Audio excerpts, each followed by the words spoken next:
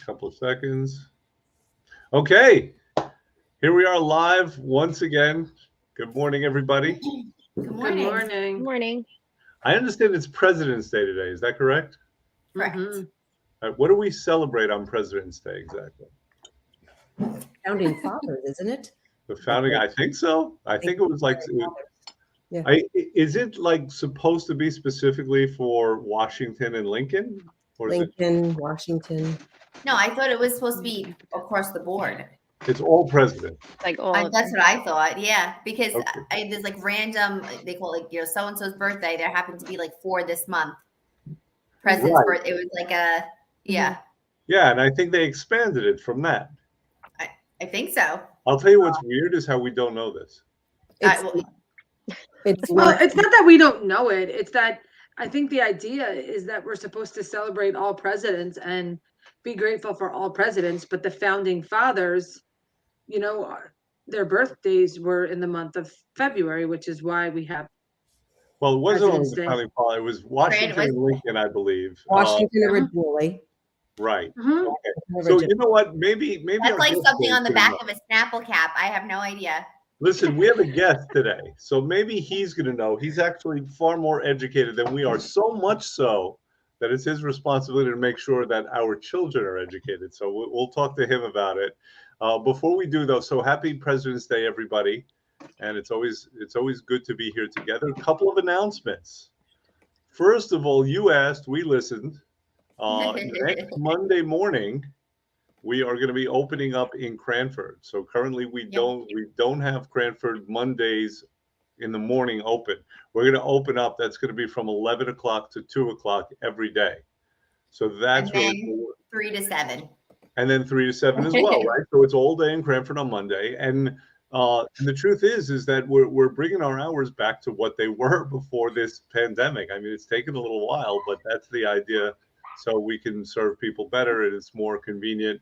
Towards that end also, many of you have taken advantage of our promotion. We call it the 10-day launch. This is a 10-day detox program.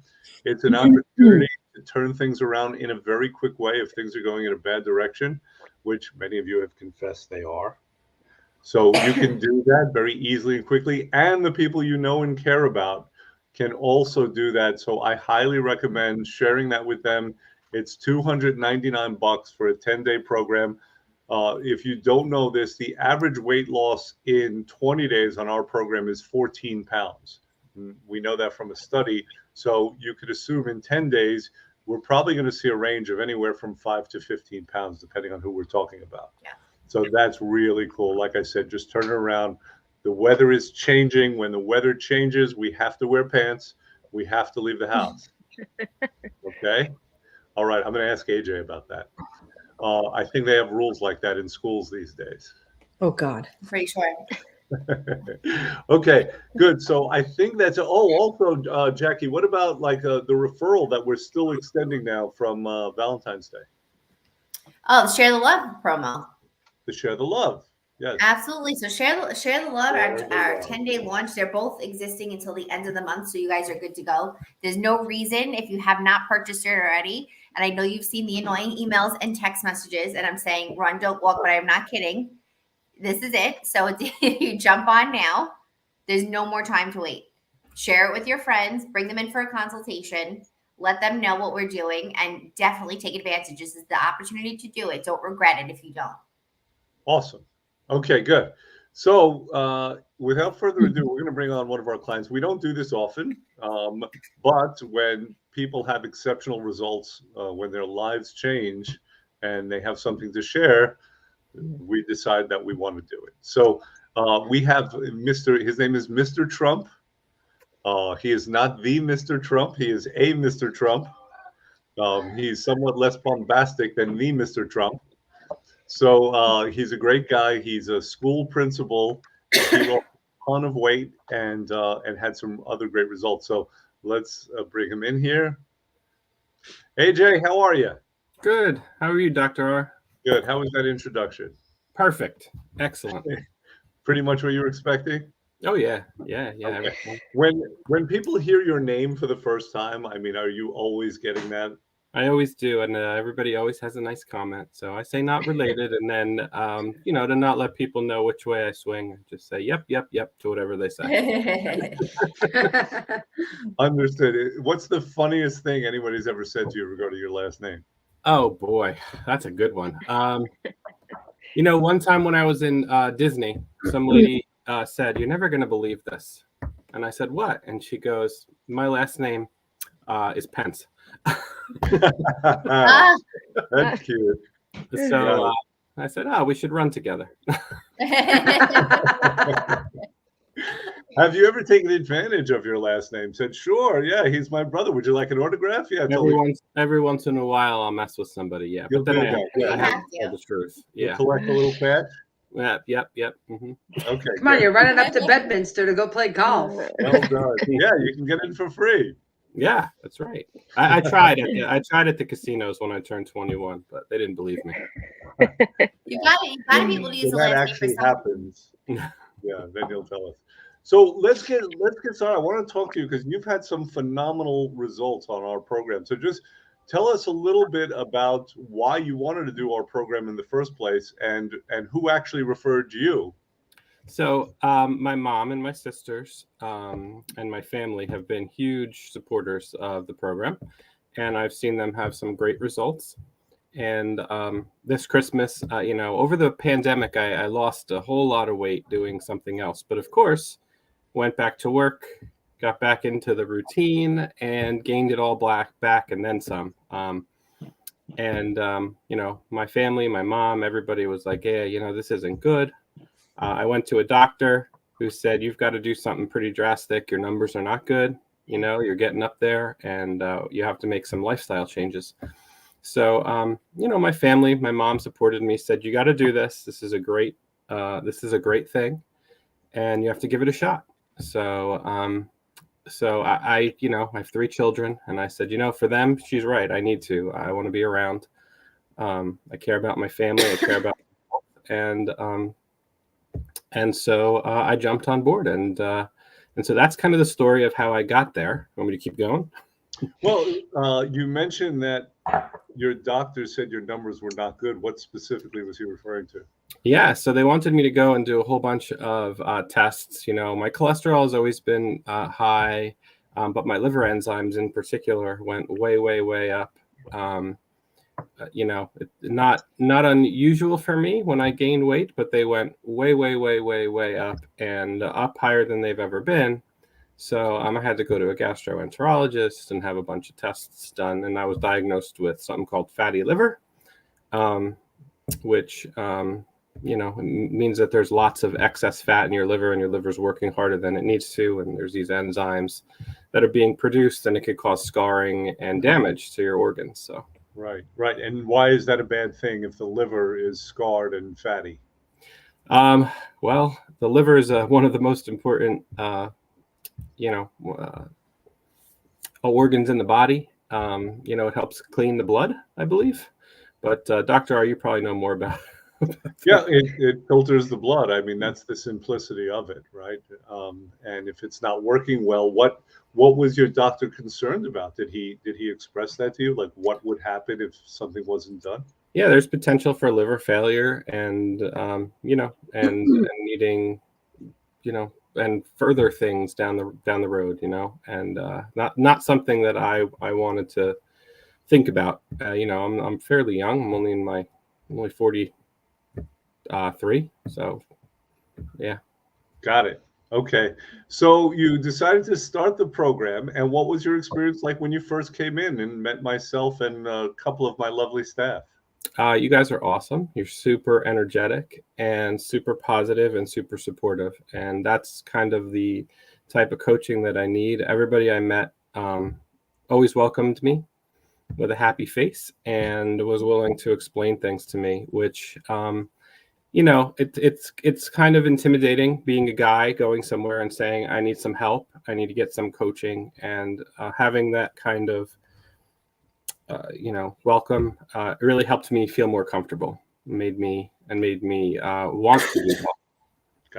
Got it. So at this point, AJ, what day are you on and how much weight have you lost? So I am through my first round. I'm in my reset phase. I'm on day 60 something. And I've lost over 30 pounds, about 33, 34 pounds, and over 40 pounds of fat. Yeah. So huge difference. People notice it in me and are asking me what I'm doing, telling me I look great, and it makes me feel just amazing. So when you talked about how much fat you lost, Jen started beaming. And I'm feeling an emotional reaction from her. Yeah. Jen, express yourself. Don't keep it in. So, that is pointing towards health. And it's very hard because we do market as a weight loss office, but the reality is we're helping people return themselves to health. And it's a big deal. I mean, I don't think people have the concept of how much fat that is. So 40 pounds of fat, we have a fat model in the office that's 5 pounds. So, you could see in relation to my head, this is like my blender. So say a blender, right? Blender container. It's like 8 of those. That's a ton of fat. That's a lot of fat and a lot of pressure off of your organs. So, you just extended your life a lot. Let's call it what it is. And you dropped down your metabolic age, which will help you function better. So I'm sure, AJ, you've got to be feeling, not just lighter, but able to move easier. Breathing is easier. Steps up and down stairs, right? Yeah, I feel amazing. Yeah. I walk around my workplace now up and down steps, and I'm not dying. I can tie my shoelaces, which I put my socks on, which was sadly a struggle. Like, I don't want to admit it, but it was a struggle. Hmm. Embarrassing to say. Yeah. And I've noticed a huge difference in that visceral fat. And people have too. I was walking around with a large stomach, and I'm flattening out, and I couldn't be happier. Yeah. Right. So for the people who aren't aware of this, the term viscera means organs. So visceral fat is the fat that surrounds your organs. Now, that's bad for a couple of reasons. Number one is that there's only so much space in there. So it's a geographical disaster, right? Because it's putting pressure on your organs. Your heart is trying to beat. Your lungs are trying to expand and contract. And when there's pressure on those organs, it makes it difficult. And on a day-to-day basis, AJ, you feel it walking upstairs. When you bend over to tie your shoes, that can be a challenge. And thank you for admitting that. That's a tough one. But a lot of people are out there living like that, and they know it's not normal. And now you've gotten rid of that. And so what's the best part, would you say, about how your life is different now compared to before? I know that I've made an impact. I've made a difference in my health and my longevity. Like I said, I have 3 young kids. So the best part is I just went to the doctor and they reran some blood work, and my liver enzyme numbers are way down, like to the point where she was like, it's probably not going to be that down. It can't possibly go down that fast so quickly. But, when the numbers came up, I mean, they were like crazy down. And she wrote me a little note in the My chart and said, this is really great. You're making amazing progress. Keep going. You're getting yourself, to a very good and healthy place. And so it just made me feel really good about myself, and knowing that I'm doing the things that I need to do to live my best life, to make sure that I'm taking care of myself, and my family, makes that, I think that is probably the best part. Right. At a certain point, it's not about you anymore. It becomes about them. Okay. Right. So they're gonna benefit from it. That's what we like to hear, right? Yep. Hey guys, what questions do you have for AJ? I mean, I could think of a bunch more, but what do you want to know? Guys, by that I mean staff. I know you're not. I didn't hear the word before. What questions do you have? I didn't know if you asked for People, specific kids. I didn't hear what you said. Guys, do you? Anything? I think that obviously being one that's done the program before, and I did it with my husband, and seeing the results so quickly. What is it now? And I mean, I know I can attest to this because I've been there, I've been in your shoes. What do you see now in the next 6 months? Is this it? Is this the start? Do you see a bigger plan? Do you have larger goals? Has anything changed since you actually jumping in? I have huge goals. So I finally hit the point. And when we went, my family and I, we vacationed to North Carolina. My wife and my kids love riding horses, but I gained so much weight that I wasn't able to ride a horse. I'd probably hurt the horse. So I am at the point now where I am below the threshold where I can go ride a horse with them. That's so cool. I know. So the next time we vacation, I'm gonna go and partake in that instead of being the guy taking pictures on the sidelines. Absolutely. It's such a cool feeling, because I remember feeling the same thing, and I shared this too, that I remember, and I would always do it, because my daughter was young and my son was a baby. He was in the carriage, and getting, in a roller coaster, regular ride, where I just felt like tight. Yeah. I felt like I looked like I was busting out of it. So as uncomfortable as I felt, I still wanted to enjoy the moment with her. But I look back at pictures and I'm like, I don't want that to be the visual that she has forever. And I can't say that that's how she saw me, but how I felt looking at the picture. So now it's like the first opportunity I have to jump on to do something with anybody, my children, my nieces, my nephews. Like, I don't want that to be like, oh, how do I look? How bad, how uncomfortable do I look in this, the seat, or is it too tight, or it's just awkward. But you kind of get past that and you think like, oh, what else was I stopping myself from doing? Right. I mean, I know more of them without me in it. Yeah. I mean, I stopped myself from a lot, exercising. I was an athlete. I enjoyed being an athlete, but with all that weight on, I was afraid to get out there and do things like normal life activities, because I thought I would hurt myself, Yeah. So I see that as part of my future too now. That's awesome. Starting to exercise more. I feel more confident in my body and my ability to exercise without getting hurt. So that's great. I love that question. I love that question that you asked, Jackie. And I want to open it up more for you guys in a moment. But there's so much to talk about. I mean, you mentioned, the feeling of discomfort, not being comfortable. Mm-hmm. And this is something that everybody who walks in says, I'm not comfortable. And yet people have trouble defining that. And to me, not being comfortable means that there's a constant awareness. There's a drip. It's a water torture, a constant awareness that something is wrong. Now, think about that for a minute, how profound that is. To every moment of the day that you're aware of something being physically and emotionally wrong, and it possibly being a threat to your health and longevity. There's so much emphasis on it. Mm-hmm. It's a bad state of being. I mean, ideally, we want to improve our states of being. That means being free from those fears and thoughts about what could happen, right? Yeah. Feeling good in our own bodies. Absolutely. It's very true, right? Because how many times have I said to myself, oh, I don't want to take a picture. I don't like the way I look with my kids. And then, you step back and years later you look back and you're like, why wasn't I in that picture?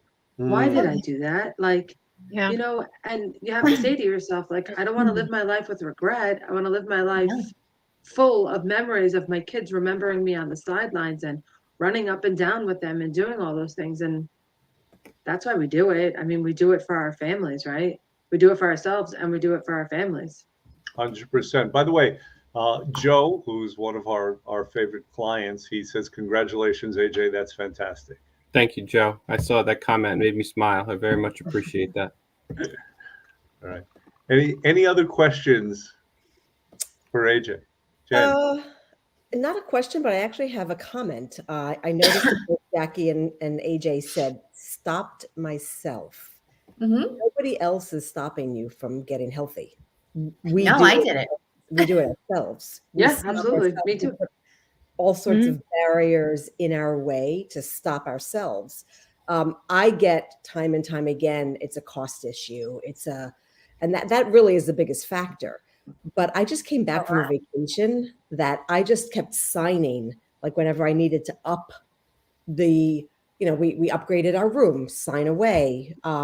I bought too many lattes while I was away, sign away. So I had to up my hospitality bill.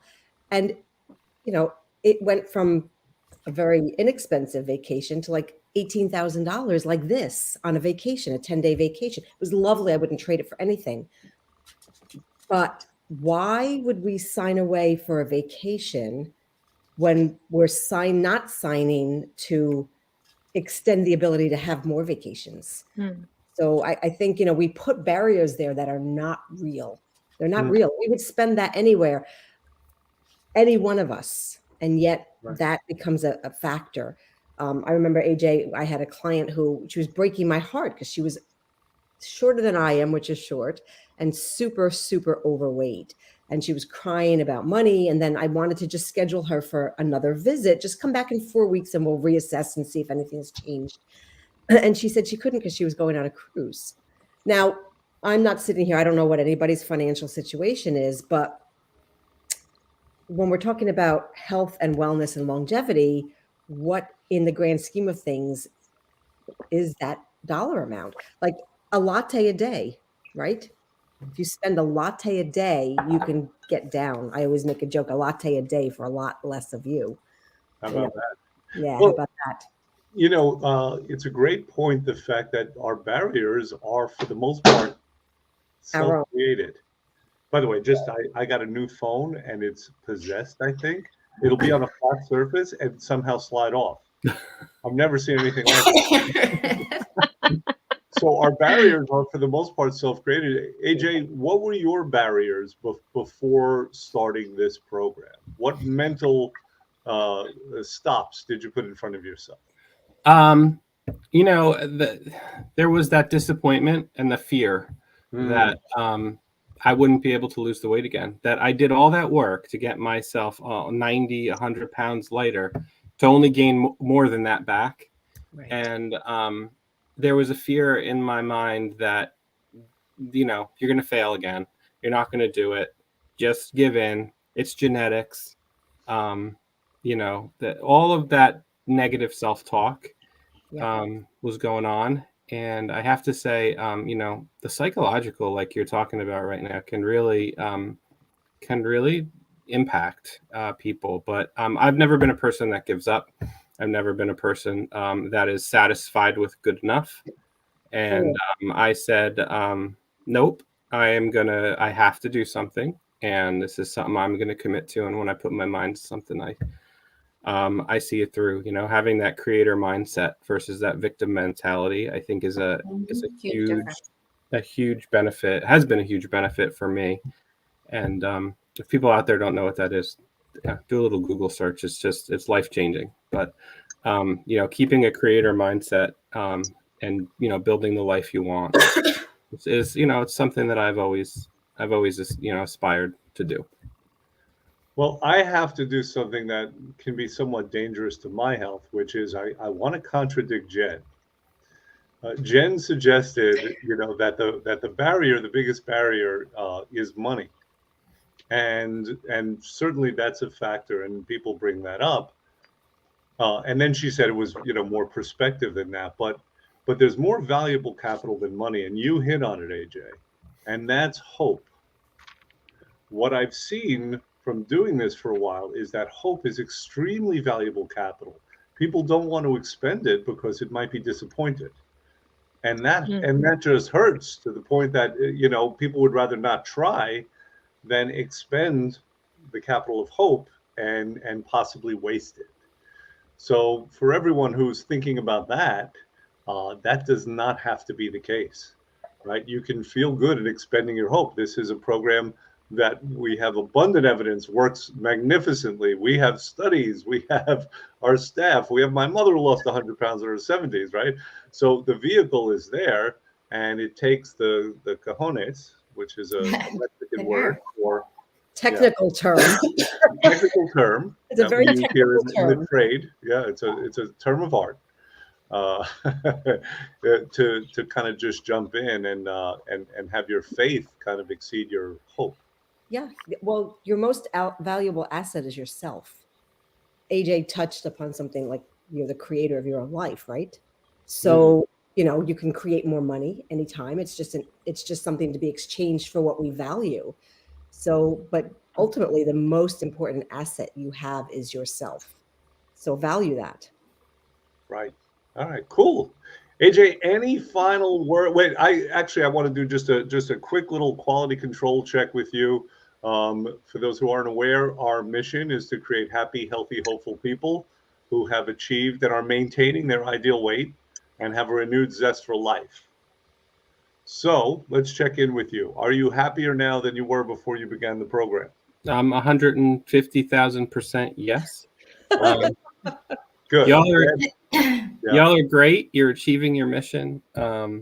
Anybody out there that's, wondering, questioning whether they should do this, 150,000% absolutely. You all make huge difference in people's lives. You should recognize that. And I just want to thank you all for your support. Every single person. Thank you. Thank you. And thank getting you. my life back. Thank you. Amazing. And thank you for not using hyperbole when you talked about how much better you are. I I think you underestimated it. 150,000%. All right, AJ. Well, thanks for coming on. We're just going to speak a little bit more because we've kind of tangentially hit on the topic of today, and we're going to speak on that more now. So thanks again, AJ. Thank you all. Have a great one. Happy You too, President's Day. Bye, AJ. Have a great week. Thank you. Happy President's Day. Okay. All right, good. So that was pretty cool, huh? That was amazing. Yeah, and we were talking about visceral fat, and visceral fat obviously is that fat that's on the inside, and I talked about the geographical problem, which is that there's only so much space inside and things have to move. But then the other problem with visceral fat is that it creates inflammation in the body. And inflammation, I've likened it to a fire before, and everywhere that fire goes, it causes damage. Inflammation has a lot of negative effects on the body. Jen, I know you've looked at inflammation a lot. And what are your conclusions? What would you like to impart to clients about inflammation and the negative effects that it has on the body? Sure. So AJ mentioned genetics being a cause for illness and ill health. And, I tell clients this all the time because it's an educational process, which he also touched upon that I loved. We have certain genes that dictate, they're called dictator genes, our height, our eye color, skin tone. Those are things that cannot be changed. But genes are blamed for way too much. So what we do, we have these genes that predispose us to have things happen, but what we do, pulls the trigger on the problem. So inflammation, elevated pH and high acidity in the body, which is, creates inflammation or is inflammation, come all diseases. So we control what happens to us by what we do. Jen, that was a big statement that you said. You said that inflammation is a causative factor in all diseases, presumably chronic diseases. Chronic. So autoimmune disorders, which people have been told can't be cured, they can certainly go into a remissive state. They can go into remission if you remove inflammation from the body. Cardiac issues are caused by inflammation. So, people will say they're worried about cholesterol when they should be focusing on triglycerides, which is indicative of inflammation. Sugar levels, elevated sugar levels, diabetes causes inflammation, but is brought about by inflammation. All the way up to different cancerous states, all from inflammation in the body. And, I say it, and I don't say it lightly, there's a lot of data backing this up. So, I have sites that I can go to and pull articles for people that I often do because it's a big statement. It's a big statement. Right. Well, I want to expound a little bit on what you're saying, because there is some confusion about this, and then I want to throw a question out to everyone else. Inflammation in the body is part of the healing process. Inflammation is the body's response when there is some kind of an insult. Right. That insult can be a physical injury, right? Like if I hit you on the head with a hammer, which I won't. Thank you. There would be an inflammatory response, right? It would get swollen and it would get red. And this is a very classic kind of thing. And it's part of the healing process. The body sends the good chemicals up there to help with it. However, the problem that we're talking about, I'm sorry? However, Yeah, the problem that we're talking about is chronic inflammation. Chronic inflammation can be a result of a physical injury, but it could also happen from many other causes. Infections that your body doesn't handle, that can be a cause of chronic inflammation. Autoimmune disease is kind of a cause and a result of chronic inflammation as well.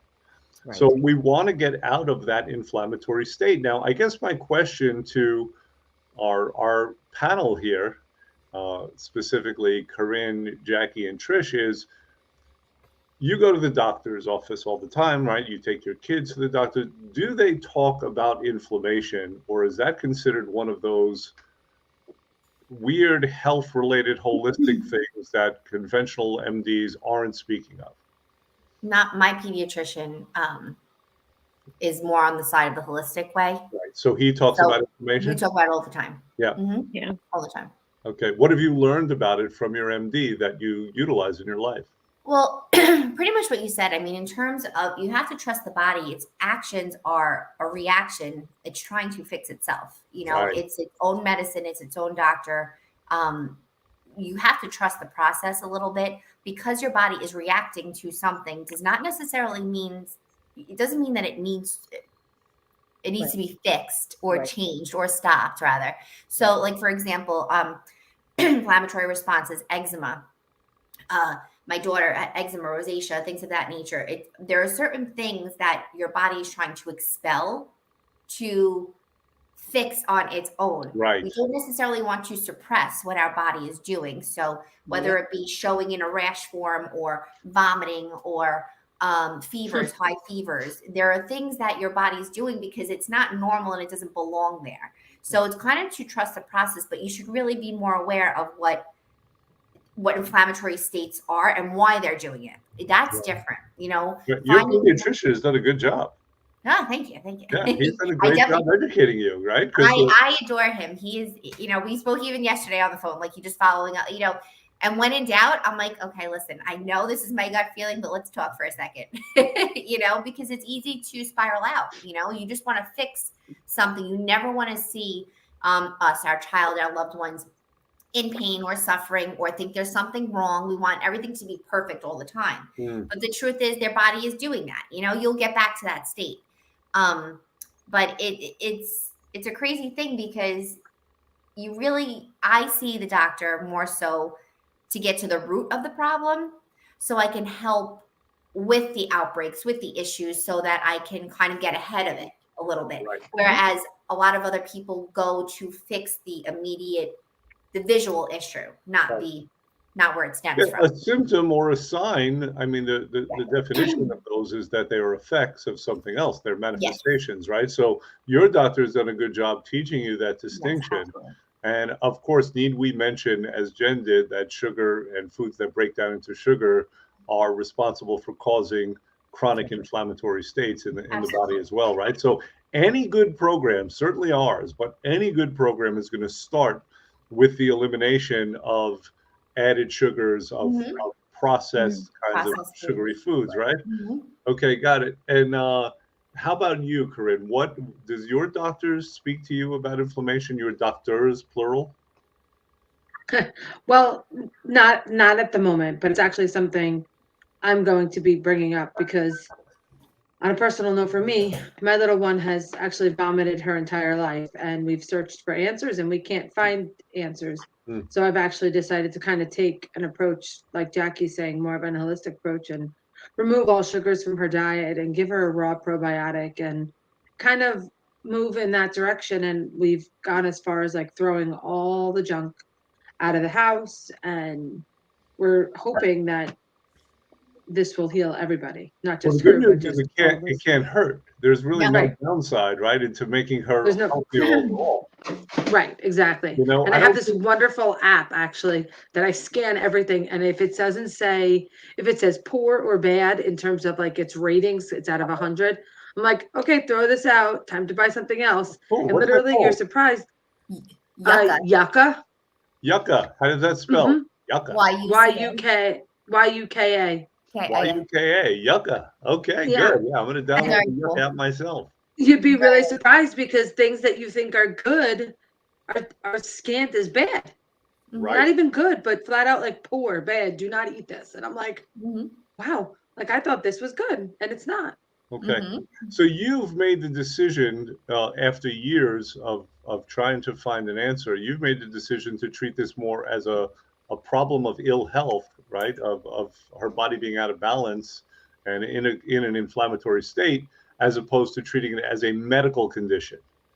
I'm And I gonna don't try. think- Listen, yeah. I'm I desperate. don't think that's a distinction that most people are aware of, right? Because we assume that all health problems are medical problems. But I think it's an important distinction to say, because there is a point at which something becomes a medical issue, Of course, absolutely. right? Yeah. You know, the tumor is eating up your lung. Yeah, you want to cut it Absolutely. out, Absolutely. and that is Yeah. certainly a medical intervention. But Absolutely. you know, what do you do in the interim before that to try to prevent the formation of the tumor in the first place? And that's a matter of health. If you can, right. Trish, how about you? What Yeah. has your doctor told you about inflammation or chronic inflammatory states? So honestly, I don't think any of our like general practitioners ever mentioned. My pediatrics never mentioned it. Got it. The only time I actually ever heard of inflammation was, my son obviously had cancer, and we went to Sloan Kettering, and then finally, when he was done with all his treatments and everything was great, the doctors basically were like, "Listen, sugars are no good for the body. Cancers feed off of that. Please stay away from, that'll like lower the inflammation in the body and it'll help him heal faster." So moving past then, we do limit that kind of stuff. It became more natural sugars, fruits and that kind of stuff in our house, opposed to before, where I never really thought of it until after that, speaking with the doctor. But honestly, I don't think anybody ever mentioned inflammation to us. A lot At of all. doctors don't. Yeah, they're not lot of taught them that. Oddly, Right. I learned a lot about inflammation and products to not use, and same thing with you, Trish. Not personally, but when my aunt was undergoing cancer treatment, Yep. I went with her. I took her a lot of times to Fox Chase for her chemo, and the nurses in there were educating me on Correct. things to put into the body, not to put into the body. Yeah. And my question was, well, why are we not taught this from the beginning? Why are we not Right. taught like foods that alkaline the body? Why are we not taught that sugary snacks are not good for us? Why are we not taught Correct. that certain products shouldn't be put onto or into the body? So that started a big process for me. And, Yeah. I was lucky that it didn't hit my family directly. It was close. Yeah. She was a really good friend of mine. It definitely changed my thought on a lot of stuff, like, I would have never probably thought of any of that stuff beforehand, Right. I think it's also harder too, because the market is saturated, where you see most kids, and I'm referring to kids just because we all have them, right? So young teenagers, I mean, they're fruit snacks, and it's quick and it's easy, but everybody is eating it, and they seem on the exterior okay right now, Right. but it's not necessarily right now. Right. It's the long-term effects. So it's the buildup. Right. It's not, and that's part of the same thing when we talk inflammation. I mean, there are people that go with these aches and pains and oohs and ahs, and like, oh, it's just my arthritis. That's it. That's their answer. Yeah. Yeah. There's I'm just in nothing. a So chronic inflammatory state, Right. Right. and they just kind of go with the motion of they're just COVID, and they don't realize that they can actually reverse or make changes or do better for Right. themselves to actually feel good again. Well, I want to make a couple of other points while we have a couple of minutes left. First of all, there's a couple of other factors we didn't mention when it comes to causing chronic inflammation. One of them is sleep. So proper sleep is important, and most Americans don't get enough sleep. So that is something to be aware of. That is something we do try to assist people with on the program, right? Because as effective as our program is, things like not getting enough sleep are going to affect your ability to lose weight. Right. Number two is stress. This is a topic that people love to talk about. I mean, all you have to do is mention the words, and suddenly people will go on and on about all their stressors. But some kind of a strategy to handle that. At the bare minimum, getting outside and walking is one of the great things you can do, both for stress and also to get some kind of an exercise, because not exercising can cause chronic inflammation, as can over exercising. So I know this is kind of a pain in the ass because there's too many things seemingly, but basically we have to live right. That's the bottom line. And lastly, I wanted to mention, when we talk about inflammation, how does inflammation play into gaining weight? It has everything to do with gaining weight. Inflammation will actually slow down your metabolism by various mechanisms. It's a contributor certainly to diabetes.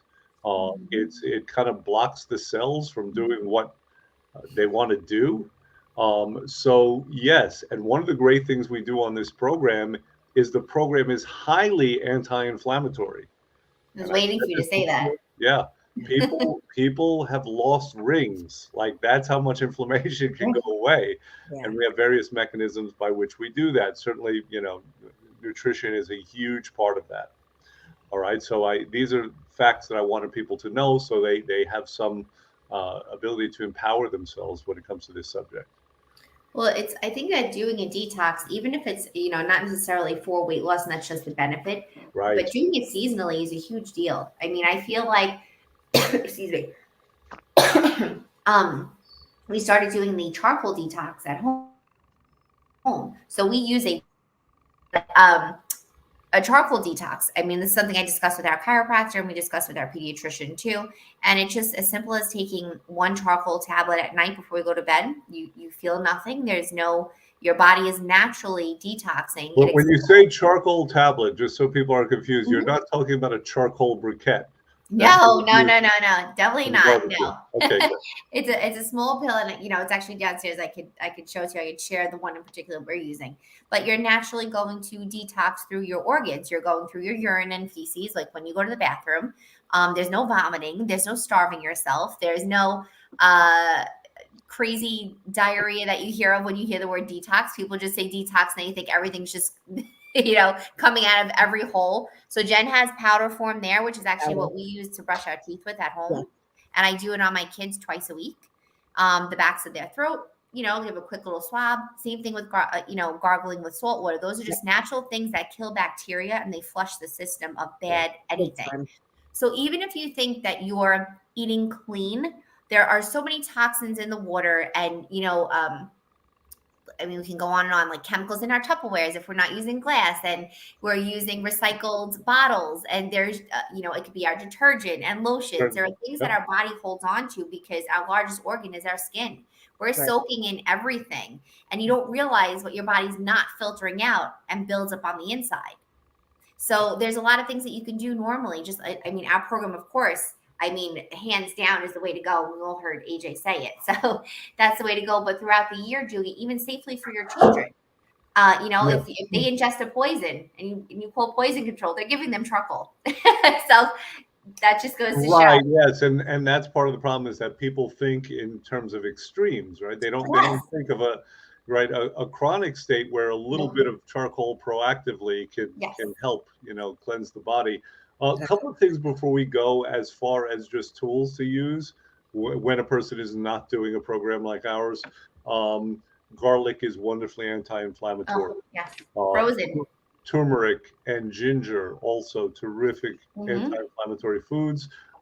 Things like olive oil. Cilantro and parsley. And parsley and sage and rosemary and thyme. Paul Simon knew this years ago. But now, those are things that Dr. R, just like you were saying, those are simple things that you add for ingredients, and without drowning them or removing all the nutrients from them, you could throw them into almost anything you're eating. That's right. You could chop them up and put them into a burger, but you don't want to overcook. You don't want to remove them, but having them in their purest form is going to help. 100%. Those little changes. All right. Well, listen, again, I don't want to overstay our welcome. I think this was a great conversation. AJ was amazing. And it's important to learn about inflammation. And this might be the first time some people are hearing about it. There are more things to know, but, at a bare minimum, if you can get rid of your sugary foods, get some sleep, get outside and walk, maybe include some things like garlic and ginger, you'll go a long way towards assisting your body in getting rid of Absolutely. its own inflammation. Jen, last word. You get the last word since you were newly back from vacay. So Jackie mentioned detoxing through the year. We actually have a program that supports that. So we have something called the ThinTech program, Yeah. which was tailored for people who have reached their goal weight and want to keep it, but it includes 2 10-day detoxes that people can do during the year. So even if you haven't done a program, but you want to follow a really good eating program and help the body detox, just ask about a ThinTech program also. There you go. ThinTech, TT. There Okay, we go. that's going to be it for us for today. We'll see everyone next week. Have a great week, guys. Bye, guys. Have a great week. Bye.